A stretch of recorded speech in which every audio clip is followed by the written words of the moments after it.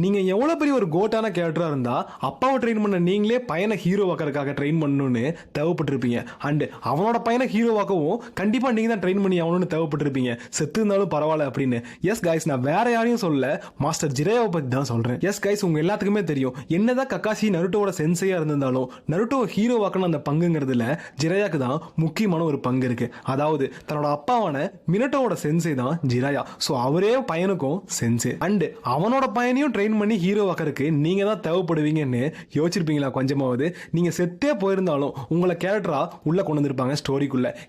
ஏன்னா நீங்க அவ்வளவு பவர்ஃபுல்லான ஒரு கோட்டான கேரக்டர். ஜிரையா செத்தது பெயின் ஆர்க்லயே, அதாவது நருட்டோ முடியறதுக்கு பாதிக்கு முன்னாடியே ஜிரையா செத்துருப்பாரு. ஆனா பொருட்டோல கண்டிப்பா போட்டோவை ஹீரோ ஆக்கணும்னா ஜிரையா தான் தேவைப்படுவார் அப்படின்னு செத்து போன அவரோட க்ளோன் எடுத்துட்டு வந்து கதைக்குள்ள வச்சிருப்பாங்க. எஸ் கைஸ், ஆரா அப்படிங்கிற ஒரு வேர்டு இருந்தா கண்டிப்பா அது ஜிரையாவா மட்டும்தான் இருக்கும் நருட்டோ யூனிவர்ஸ்லயே. ஏன்னா எப்பேற்பட்ட ஒரு கோட்டான கேரக்டர், 3 ஜெனரேஷன்லயும் மெயினா இருக்காரு.